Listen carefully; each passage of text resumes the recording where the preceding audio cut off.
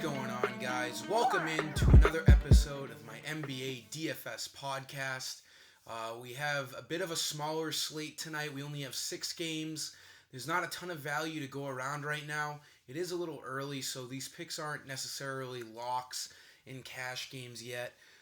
But these are guys I'm definitely looking at early on here in the early afternoon. So, as usual, I'm just going to mention to you guys one player for each position here on FanDuel.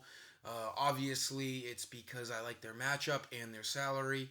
And hopefully these picks help you build a nice lineup to win some dough tonight. So for point guard here, I'm looking at Jamal Murray. I don't love him, but his price is a little cheaper here at $6,500. There's not a lot of high totaled games tonight. All the games on this slate are pretty moderate as far as, game totals. There's nothing that really stands out, so all these games are pretty evenly distributed here for points. I like Murray tonight at $6,500 for cash games just because he's consistent. He has a pretty high floor. He's not going to get you lower than 25 fantasy points.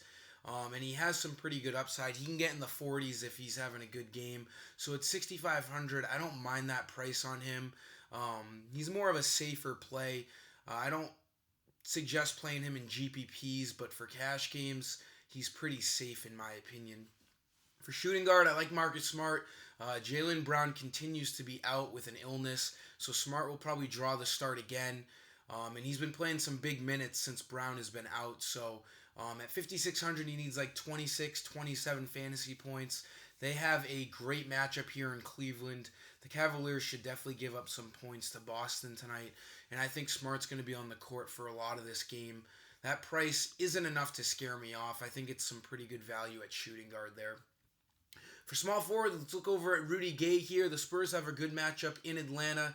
This game is one of the higher totals of the night, and Gay's been pretty good off of the bench for the Spurs. 4,900, pretty good price. If you look at if you look at all of his games this year, he had one game here against Portland where he didn't play well, but other than that, he's been great to start this year. Gay is a veteran. He was once, I guess you could consider him a star at one point. But I do like Gay here at 4,900. That price is pretty cheap. He should get up right towards 25 fantasy points to reach value here. A nice value play at small forward tonight. For power forward, we're staying cheap here. Jabari Parker, 4,800 on the other side of this game for the Hawks. I don't know if he's going to be starting, but as this little note here says, he's going to be set for an increased role here with John Collins serving a 25-game suspension.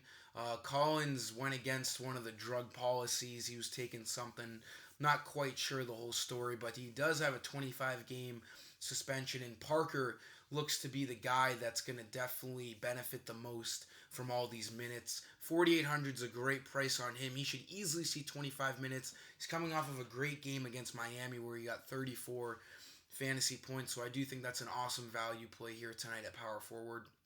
And then for center, Jokic, I love seeing his price in the low 9,000s. I know he hasn't been that great to start the year, but just like Jamal Murray, Jokic has a pretty high floor. He's going to easily get you up towards 35 fantasy points, even in a bad game. And then he has that awesome upside of 60 fantasy point potential. So at 9,200, where center isn't a great position tonight, I think Jokic is in. I'm looking at Jokic's picture in this. I couldn't keep a straight face. He looks like he's drugged up. But Jokic is a good play here at 9,200. I do think the upside is there for him tonight, and he is viable in both cash and GBP. Let me take this picture off. Cash and GBP, I do like Jokic a lot. So that was all of today's video, guys. I hope it helps you out. And until next time, I am the FD Guru, and I'm signing off.